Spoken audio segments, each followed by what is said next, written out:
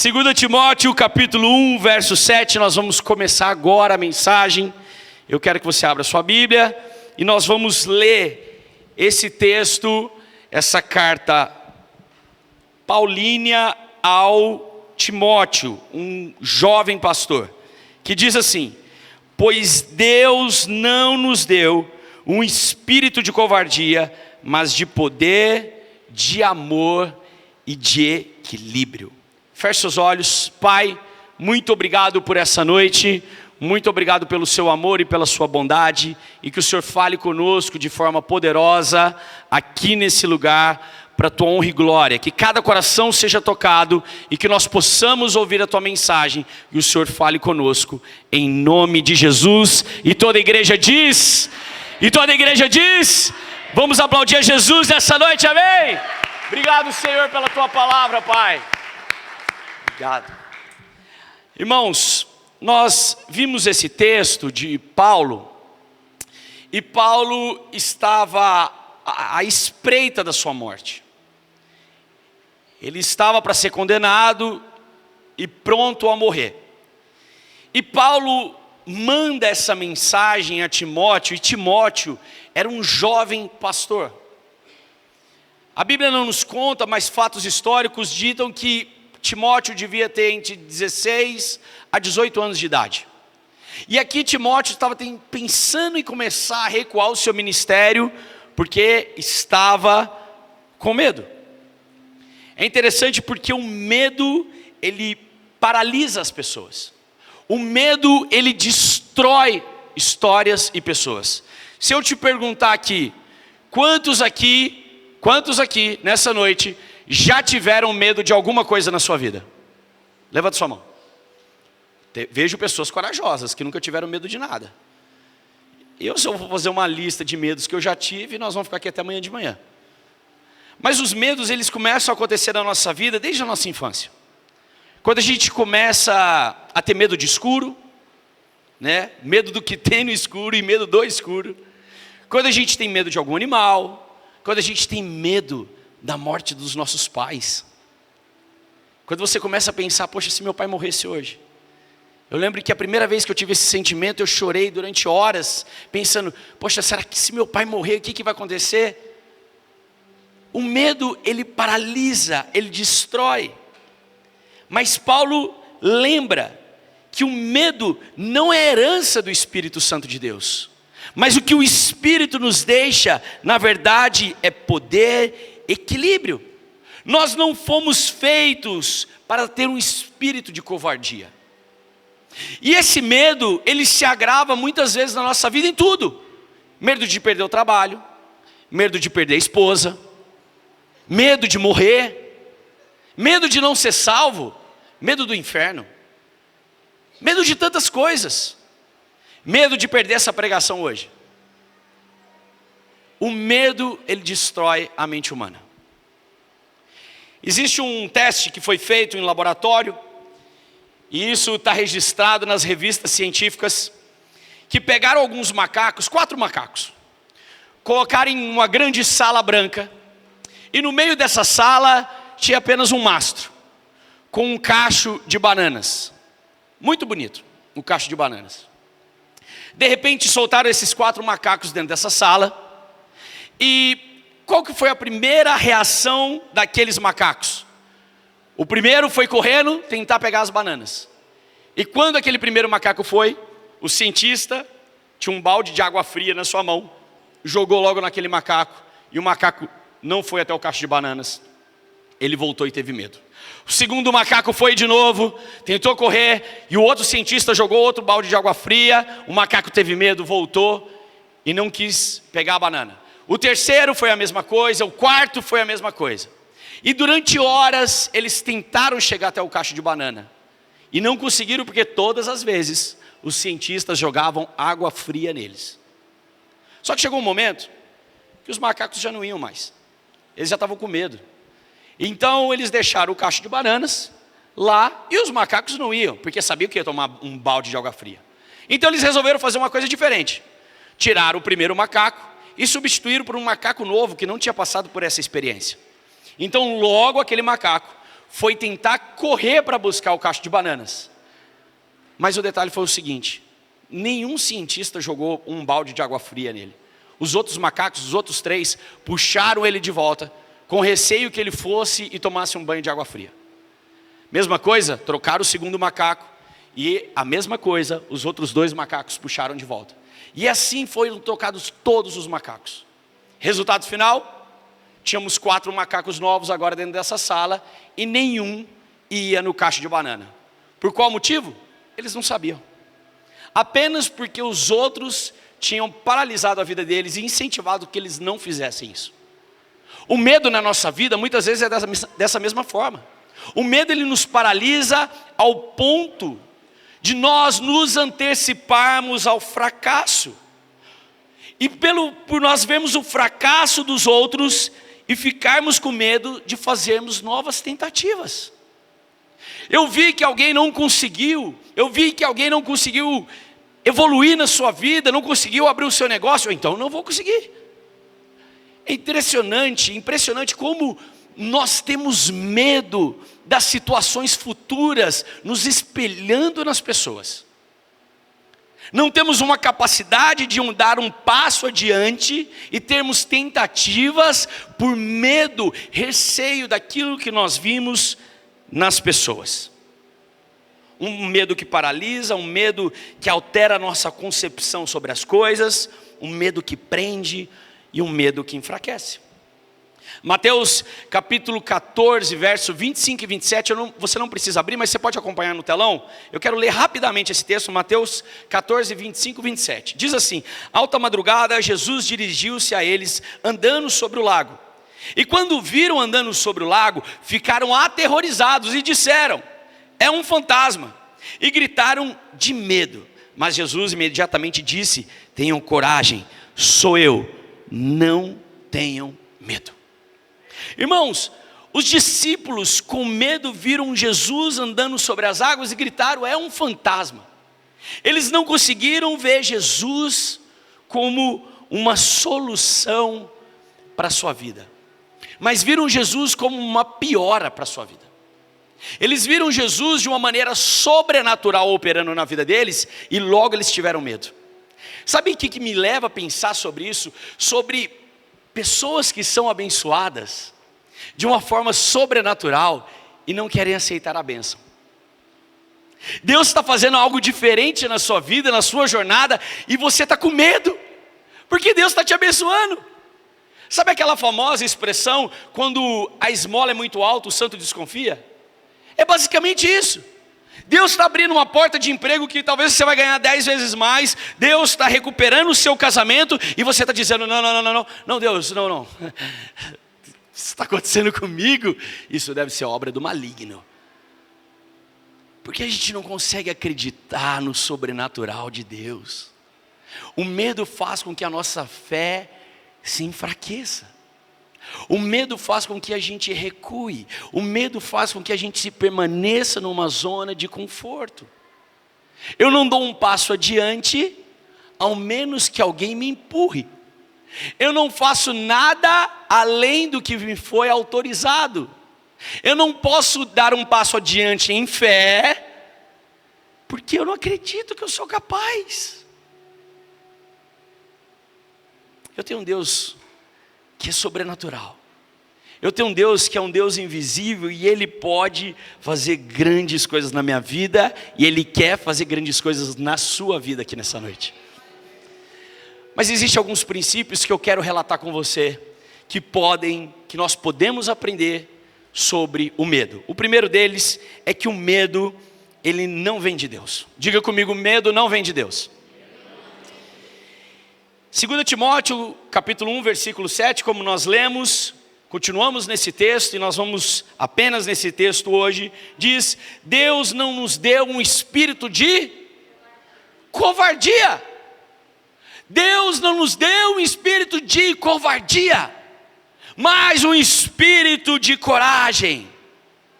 Vários homens da Bíblia que experimentaram viver longe do medo, vários homens que quiseram ter um momento presente com o Senhor, e que tinham medo do que Deus poderia fazer, experimentaram o melhor de Deus.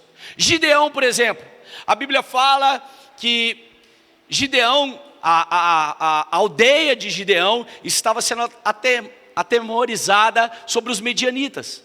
Os medianitas queriam de toda maneira matar o povo de Gideão. Então a primeira cena que nós temos no livro de Juízes sobre Gideão é Gideão malhando trigo no lagar. O lagar era onde se pisava para fazer vinho, pisar as uvas. E Gideão estava ali pisando trigo aonde era lugar de uva, porque ele tinha medo do que os medianitas pudessem fazer. Então o anjo do Senhor ele fala assim: Gideão, o Senhor é com você. Você vai vencer os medianitas. Ele fala: mas quem sou eu? O que eu posso fazer? Apenas confie. Apenas tenha coragem. O Senhor é com você. Josué é outro cara maravilhoso que a gente vê na história. Moisés morre e de repente precisa se levantar um novo líder. Moisés, todo mundo sabe quem é Moisés. Moisés é aquele cara que atravessou o Mar Vermelho, bateu o cajado, o mar se abriu.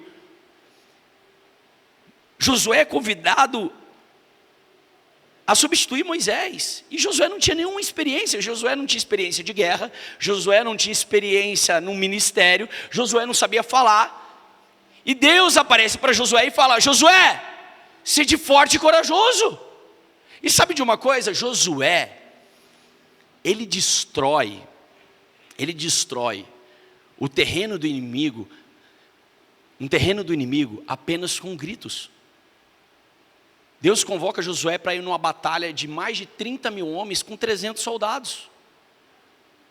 De repente a gente vê uma outra história de Josué em volta de Jericó. E a Bíblia fala que Josué não tinha uma arma. Eles rodaram a cidade de Jericó durante 7 dias. E no 7º dia Deus mandou eles gritarem e tocarem suas trombetas. E o que aconteceu? As muralhas de Jericó caíram. Agora imagina se esses caras tivessem deixado o medo prevalecer sobre a vida deles. Imagina se o medo tivesse dominado a mente deles e sido o Senhor na vida deles. Certamente nós não teríamos conhecido como os heróis da fé. Existe uma parábola muito interessante que Jesus fala sobre os talentos. O Senhor, como Jesus fala, ele distribuiu alguns talentos àqueles que trabalhavam para ele, e para um deu 7 talentos, para outro deu outro talento, e para um deu apenas um talento.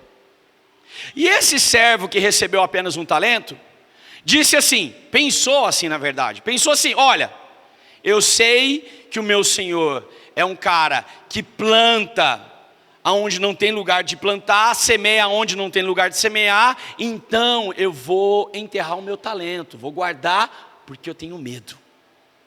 E a Bíblia nos fala que quando aquele senhor voltou, pegou o talento de cada um, foi multiplicando, abençoando, estou resumindo para você essa história. Mas aquele que tinha só um talento, aquele que teve medo, o Senhor disse: aparta-te de mim, pois eu não te conheço.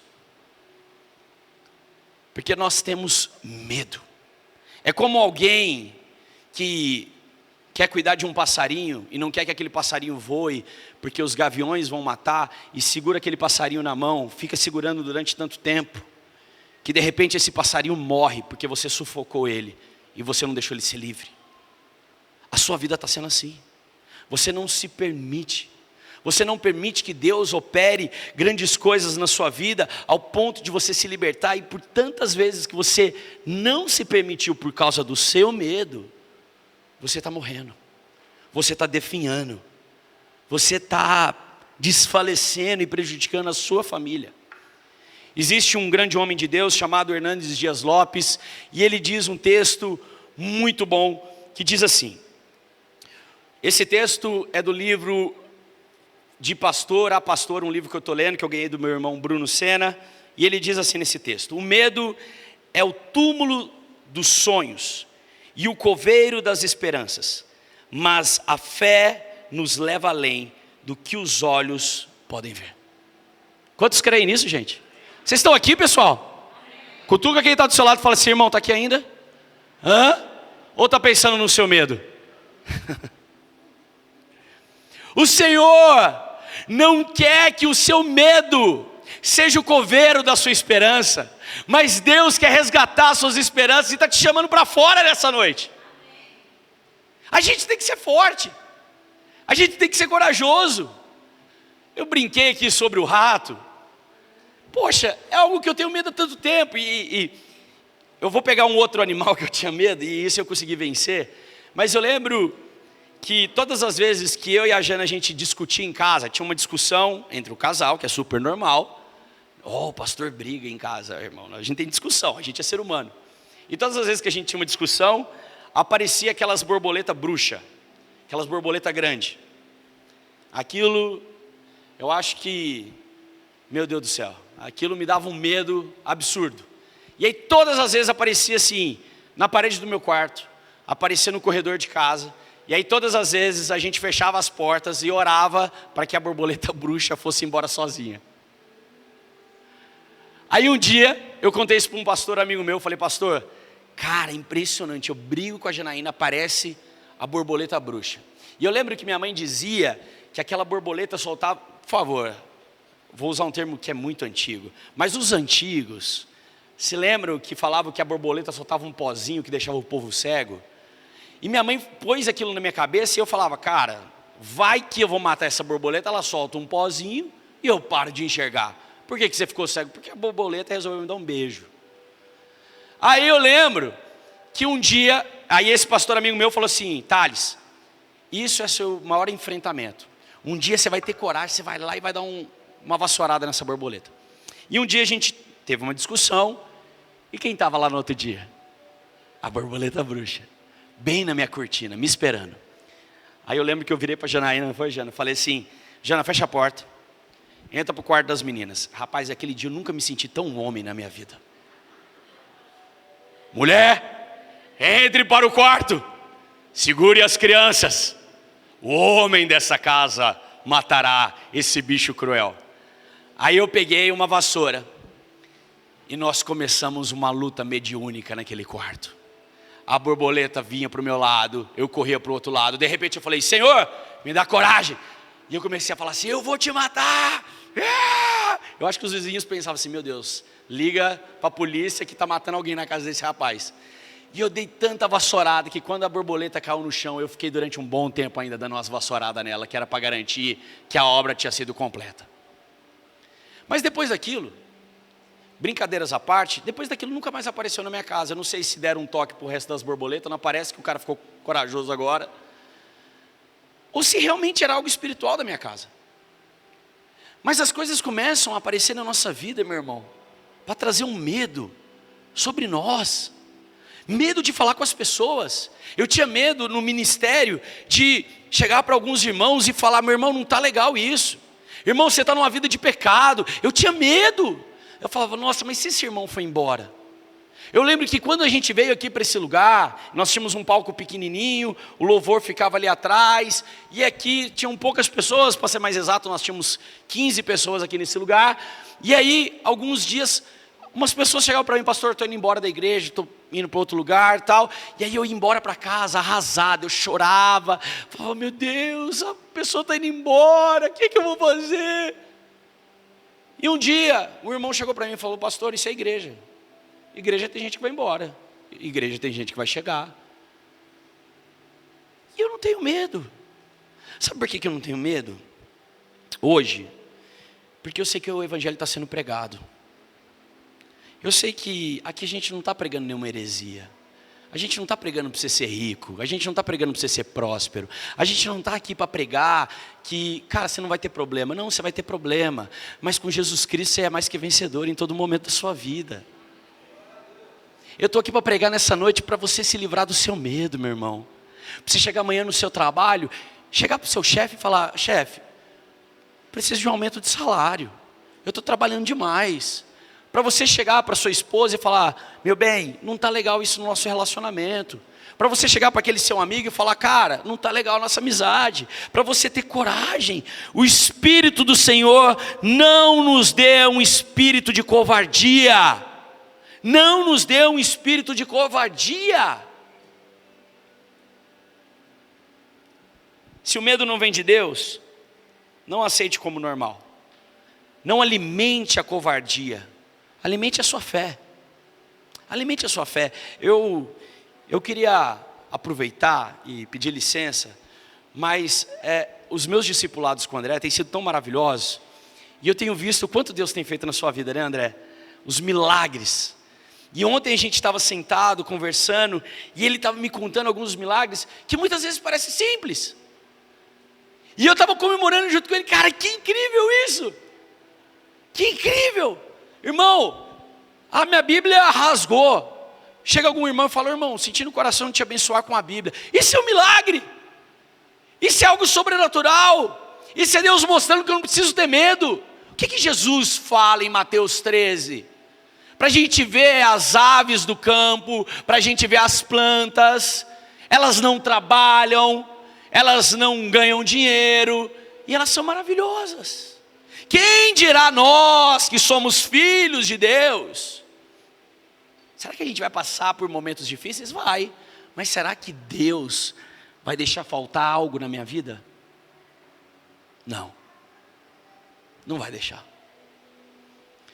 O Espírito do Senhor, Ele nos dá poder. Esse é o segundo princípio que eu queria falar com você. O Espírito nos dá poder. Atos capítulo 1, versículo 8, diz assim: mas receberão poder quando o Espírito Santo descer sobre vocês, serão minhas testemunhas em Jerusalém, em toda a Judeia e até os confins da terra. Mas receberão poder quando o Espírito do Senhor descer sobre vocês. Aonde existe o Espírito Santo de Deus, não pode haver medo. Aonde há medo, não há o Espírito Santo de Deus. Sabe, quantos aqui são maiores de 30 anos? Levanta a mão. Lecão, levanta a mão, você é maior de 30 já. Quantos são maiores de 30? Amém? Amém? Maiores de 30? Jana, você levantou a mão? Quantos estão chegando perto do 40? Mas o maior medo da nossa geração atual é uma palavra muito simples: futuro. A gente tem medo do futuro. Você já parou para pensar nisso? Que a gente tem medo do futuro? Eu não sei se é depois dos 30, mas a gente tem medo de tudo. A gente tem medo de ficar doente, não conseguir se curar. A gente tem medo da conta não fechar no final do mês. A gente tem medo da gente ser demitido, a gente tem medo da gente não conquistar, a gente tem medo de ser decepcionado, a gente tem medo de perder os amigos, a gente tem medo de perder a família, a gente tem medo de tudo, mas é tudo no futuro. Há 2 semanas atrás, uma mulher de Deus foi usada para trazer uma mensagem para mim. E no momento meu, que eu estava me perguntando tantas coisas, essa mulher me disse assim: Thales, não pensa no futuro. Viva o seu presente. Essa mulher é a Janaína, minha melhor companheira. E ela disse: meu bem, vamos viver o futuro, vamos viver o presente. Vamos viver o que Deus está fazendo agora. Sabe, se Deus está permitindo eu ir para uma praia, vamos curtir agora. Não vamos pensar no trabalho amanhã. Se Deus está proporcionando essa semana eu estar tranquilo no meu trabalho, então vamos aproveitar. Porque eu não sei se você me conhece tão a fundo, mas eu sou um cara assim, cara, parou de aparecer algum trabalho, eu estou ficando mais tranquilo. Os irmãos aqui da igreja sabem. Pastor chegou na igreja, eu era assim, tá, irmãos? Fui transformado, glória a Deus. Mas chegava aqui, não tinha nada. Ô, irmão, então vamos arrumar esses fios aqui atrás? Vamos desmontar isso aqui tudo? Vamos limpar, vamos subir ali, vamos passar umas fitas aqui? Não tem nada para fazer hoje? Vamos sentar, vamos conversar? Vamos tocar um violão? Vamos aproveitar esse momento. Sabe por quê? Eu vou te falar o porquê. Porque Deus está te dando um momento de descanso. Porque logo vai aparecer muito trabalho. E você tem que estar descansado. Você tem que aproveitar esse momento com a sua família. Seus filhos estão com você? Aproveita. Senta com a sua filha. Assiste um desenho, assiste um filme. Eu lembro que alguns meses atrás eu sentei com a Nanda, a gente maratonou todos os filmes da Marvel. Às vezes eu dava uma cochilada, mas eu voltava. Estava lá. Opa, voltei. Eu preciso aproveitar. Eu preciso aproveitar esse momento e entender que o meu futuro pertence ao Senhor. E se o futuro é incerto e me amedronta, eu tenho um Deus que me diz que eu posso descansar e confiar enquanto Ele trabalha por mim. Mas quando se vive o presente e vive de uma forma intensa, o futuro não se torna amedrontador. O futuro ele se torna apenas um momento da minha vida. Se Davi tivesse vivido o futuro dele, se Davi tivesse pensado no tamanho do gigante antes de viver o gigante no presente, talvez Davi não teria ido para aquela guerra. Davi foi só levar um bolo para os seus irmãos. Chegou lá e viu o gigante e falou assim: agora eu vou arrebentar esse gigante. Você está maluco, moleque? Olha o seu tamanho. Fica tranquilo. Vou ali só escolher umas pedrinhas no rio, já estou voltando. A Bíblia fala que Davi pegou 5 pedrinhas, colocou no seu bolso, pegou a sua funda, ou o seu estilingue, como você queira saber. Chegou diante do gigante e falou assim: olha, você vem com espada, com arma, eu vou com o meu Deus contra você. E muitas vezes está acontecendo isso. As armas da vida, e a gente está falando assim: não, Deus, eu estou com medo. Se as coisas começarem a acontecer, meu irmão, se vierem espadas contra você, palavras contra você, você pode declarar, você pode vir com espada, você pode vir com armas, com palavras, mas eu vou com o meu Deus contra você.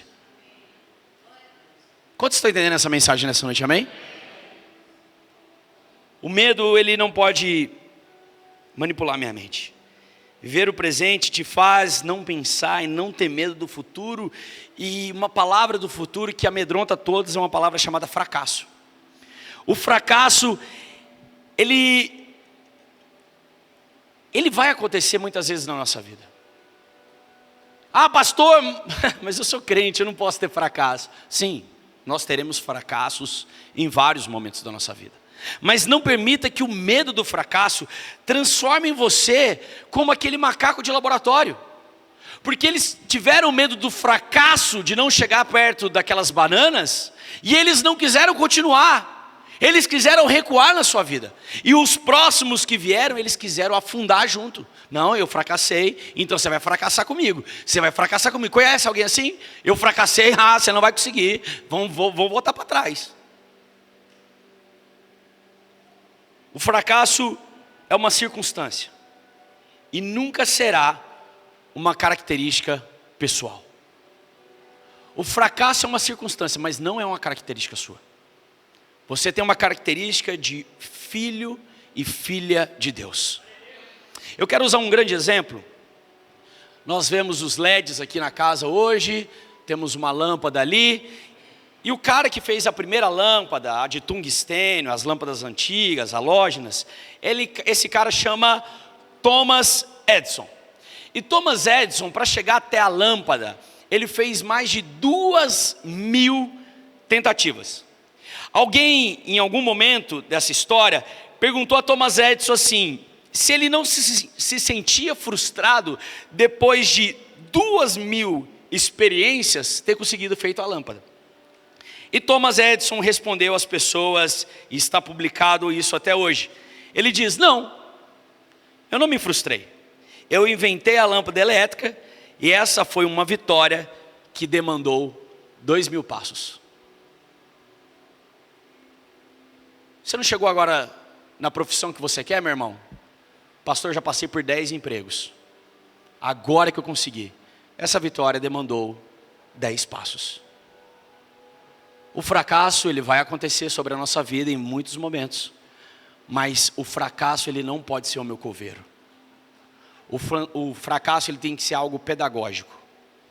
O fracasso tem que ser algo que me ensina. O fracasso tem que ser algo que me crie resiliência para continuar na minha vida. Mas o fracasso, ele não pode ser o coveiro dos meus sonhos. Da esperança que eu tenho em Deus. Porque quando Deus é o parceiro dos seus sonhos, ouse sonhar grande até correr ao mesmo tempo riscos. Sonhe grande. Se Deus é seu parceiro nessa história, meu irmão, ouse sonhar grande. Eu estou falando com algumas pessoas aqui nessa noite, amém? Cara, ouse sonhar grande. Tem muita gente que está falando para você sonhar baixo. Não, meu irmão, você não teve ensino, você não teve pai, você não teve família, sempre foi muito difícil na sua casa. Ouse sonhar grande. Ouse sonhar grande, irmão.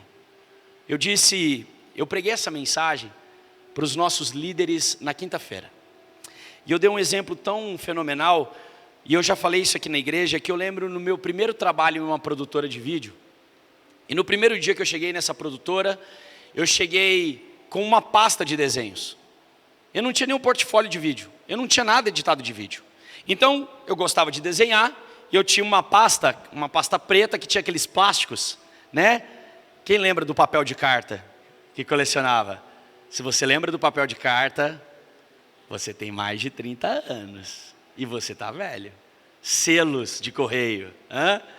E aí eu colocava meus desenhos nessa pasta, e eu cheguei para o meu primeiro chefe, oficialmente dizendo, e entreguei essa pasta de desenhos, e algumas pessoas deram risada na sala, falaram, cara, você não tem nenhum vídeo? Eu falei, não, eu tenho apenas alguns desenhos que eu faço. E ele me chamou no canto e falou assim, cara, eu quero te contratar, porque eu vou te ensinar tudo o que eu sei, e a principal essência da arte você já conhece. Você conhece sobre desenho, você conhece sobre composição. E eu lembro que logo que eu comecei a trabalhar, na primeira semana, eu disse para ele, cara, eu estava tentando montar uma empresa lá em casa e não deu certo. E, poxa, agora eu estou aqui, estou muito feliz e tudo mais. E ele disse para mim, cara, não é fácil ter uma empresa. Na verdade é muito difícil, talvez você nunca vai conseguir ter uma empresa. Porque é muito complicado, parte jurídica, parte burocrática, e você nunca vai conseguir. E sabe de uma coisa, irmão, eu segurei aquela palavra no meu coração durante anos. Para ser mais preciso, durante 6 anos da minha vida, eu segurei essa palavra no meu coração, que eu nunca conseguiria ter uma empresa. Mas chegou um momento que a Nanda nasceu, a Janaína tinha o seu trabalho, e eu precisava de alguma forma sustentar minha casa. Ou eu corria atrás do dinheiro, ou a gente ia passar fome. Então Deus me deu um espírito de coragem. E fazem 14 anos que eu tenho a minha empresa. Fazem 14 anos que eu vejo a mão de Deus operando todos os dias na minha casa. Se eu tivesse deixado me levar pelo medo, irmão. Se eu tivesse deixado as palavras das pessoas destruírem os meus sonhos, eu não teria sido esse homem.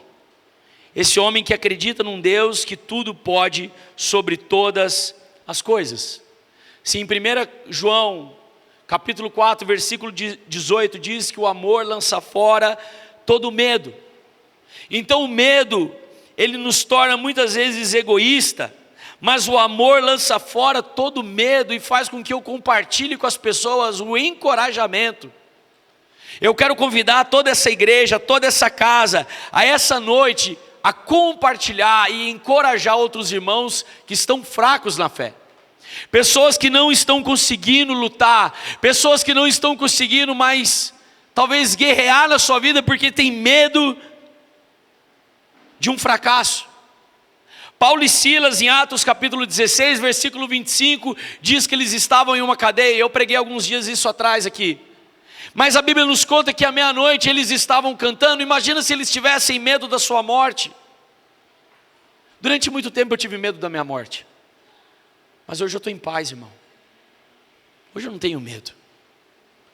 Eu sei que eu posso viver meu presente e o meu futuro pertence ao Senhor. Se você viver uma vida de santidade, meu irmão, você não vai ter medo. Você vai confiar e você vai sempre esperar no Senhor. O Espírito nos dá amor para não desistirmos das pessoas, e equilíbrio para não desistirmos de nós mesmos.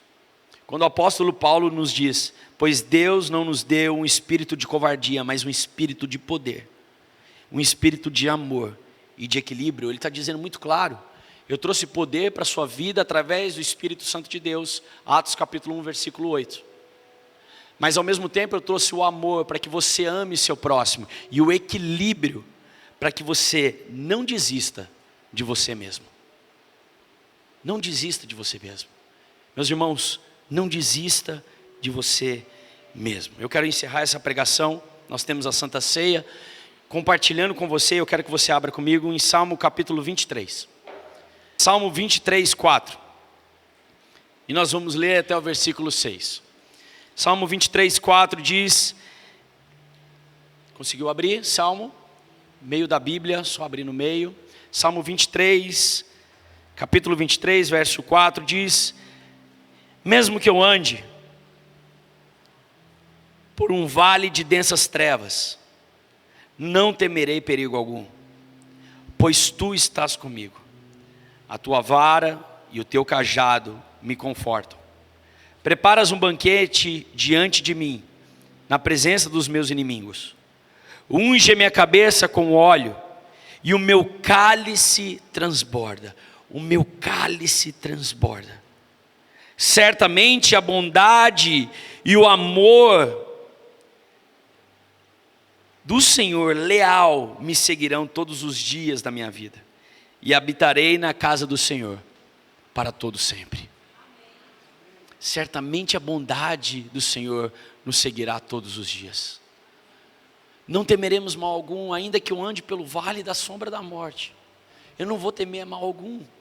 Ainda que eu ande vendo todas as circunstâncias, ainda que o mundo fale que o meu casamento não tem mais jeito, ainda que o mundo fale que os meus filhos não vão crescer, se tornarão pessoas perdidas, ainda que o mundo fale que meu pai não me ama, ainda que o mundo fale que eu sou um órfão, eu não temerei mal algum, porque o Senhor está comigo.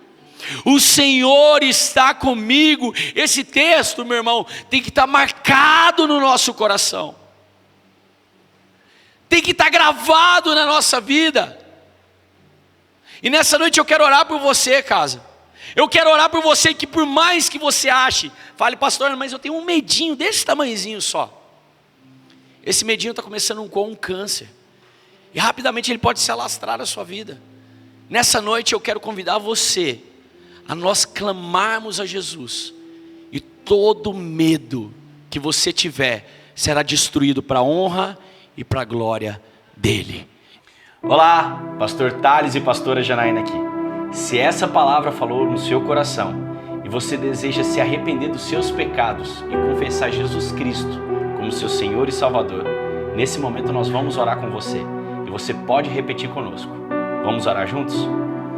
Senhor Jesus, nesse dia de hoje, eu te confesso como meu Senhor e o meu Salvador. Escreva meu nome no livro da vida e apague agora todos os meus pecados.